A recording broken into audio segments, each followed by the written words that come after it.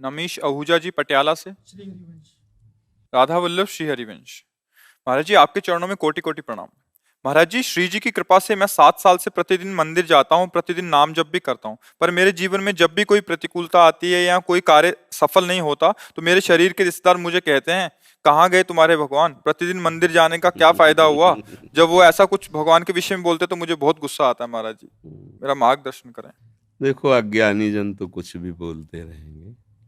अभी मंदिर जाना या कुछ भी सत्कर्म करना नई खेती है, पर माल तो पुराना ही खाना पड़ेगा। अभी जो पूर्व स्टॉक है गोदाम में वही चलेगा। फसल आगे वाली जब आएगी तो उन जो भी प्रश्न करें कि मंदिर जाते हो तो क्या हुआ, तो किसान पहले खेती तैयार करता है, फिर बीज बोता है, फिर सिंचाई करता है, महीनों सेवा करता है, खूब पैसे लगाकर उसे बल प्रदान करता है खेती को।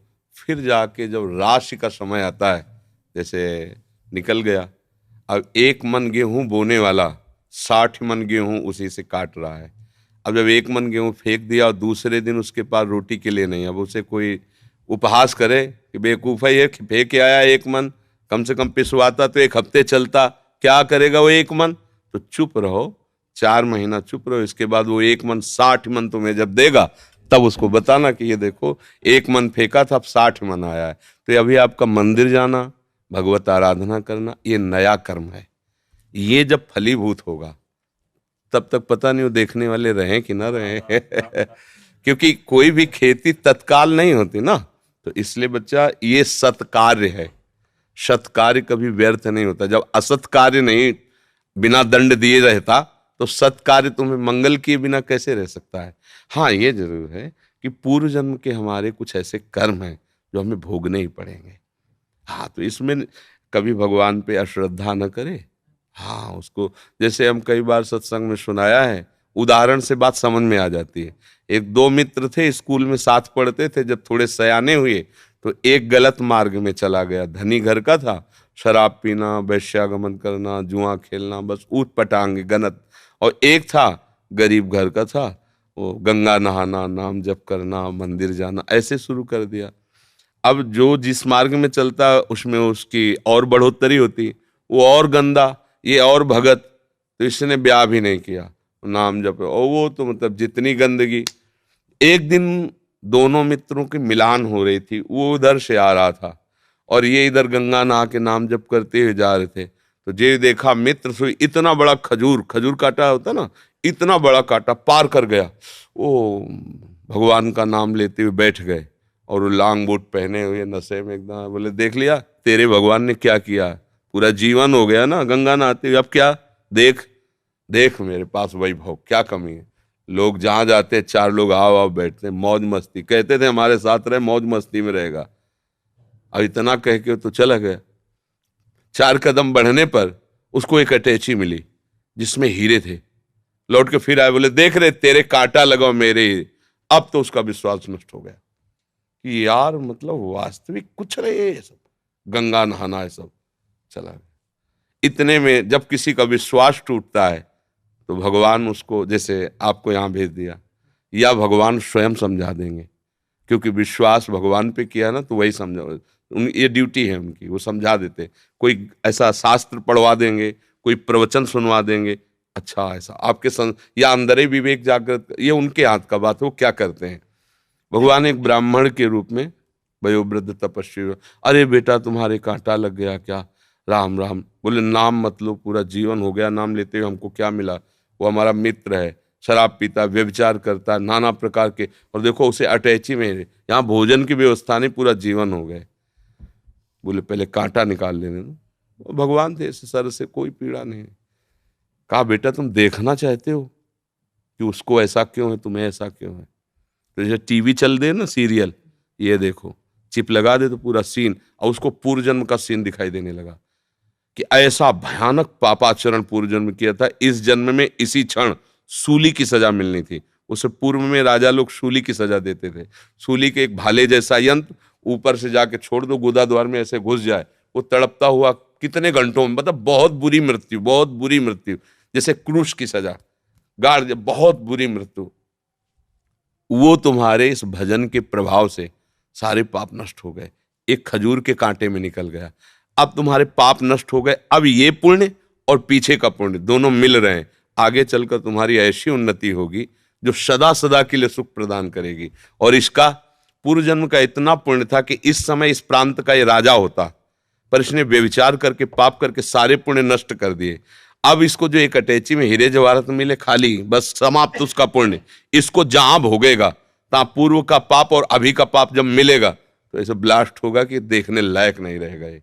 अब उसको विश्वास हुआ कि हाँ ये बात, बोले तो कभी हम नहीं छोड़ेंगे भजन। बोले हाँ, भजन व्यर्थ नहीं होता। वर्तमान में देखा जाता है कि सत्य से चलने वाला, भजन करने वाला दुखी हो सकता है, और गंदा आचरण करने वाला बढ़िया पर ध्यान रखना, वो बढ़िया तब तक है जब उसका पूर्व का पुण्य चल रहा है। जहां वो खत्म हुआ फिर देख लेना क्या बढ़िया है। हमने कई बार सत्संग में भी बताया कि एक पूर्वाश्रम में जब हम थे तो वहां आते थे ठाकुर राघवेंद्र सिंह, थे भी ऐसे ही मुझसे रखे एकदम 20 आदमी राइफल लिए उनके पीछे चले। जब जैसा मन है जिसको जूते से पिटवा दिया, जिसकी माई बहन की तरफ गंदी दृष्टि उठवा लिया। और उनका भाई सुरेंद्र राक्षस समझो, ये मतलब कोई कथा नहीं कह रहे, घटना। हंसिया से काट देता, बड़े बड़ों को चीर, और बड़े बड़े अधिकारी वो जमींदार उनके यहाँ मतलब महल बना हुआ, आज भी महल बना हुआ है उनका। समय जब गिरा तो बड़े वाले को एड्स, राघवेंद्र सिंह को। अब मुंह छुपाए, कानपुर में दवाइयां चल, वो मरा। जे ही मरा तो विरोधी जनों ने चील की तरह छोटे वाले को नोच डाला, वो मरा। अब सारी जागीर में केवल बहुएं, वो भी खेत नहीं जुत सकते क्योंकि हजारों को पीड़ा दी थी ना। परती पड़े, परती माने कोई जमीन में अन्न नहीं उपजा सकता, खाने को दुर्लभ है, कोठी में रहते हैं, कोई सहयोग करने आ गए ना। रावण की खोपड़ी को जब बंदर लात मारते थे ना, कटी हुई खोपड़ी, तो मंदोदरी रो के कह रही थी, राम विमुखस हाल तुम्हारा और रहा न कोकुल रोवन। एक समय था कि जब चलता था रावण तो पृथ्वी कांपती थी, दिग्गज चिकाड़ते थे। वही भगवान के विमुख जब हुआ तो लात मारते थे खोपड़ियों, फुटबॉल की तरह रावण की खोपड़ियां। हाँ, राम विमुख हाल। तो हम लोग क्या वर्तमान को देख करके अंजाद लगा लेते हैं गलत है या सही। वर्तमान में सही चल रहा है पर बार बार उसको धोखा खाना पड़ रहा है तो लगता है सही कहाँ है, गलत चल रहा है। और वर्तमान में गलत चल रहा है, बार बार उसकी प्रोग्रेस उन्नति होती चली जा रही, ये मार्ग सही नहीं, नहीं भूल नहीं। सत मार्ग कभी गलत नहीं हो सकता और गलत मार्ग कभी सत्य नहीं हो सकता, और सत्य की कभी पराजय नहीं है। थोड़े दिन देखो, पांडवों को वनवास हुआ लेकिन हस्तिनापुर का चक्रवर्ती सम्राट का अभिषेक महाराज युधिष्ठिर को ही हुआ, काट के फेंक देंगे पूरा परिवार कौरवों का, है ना।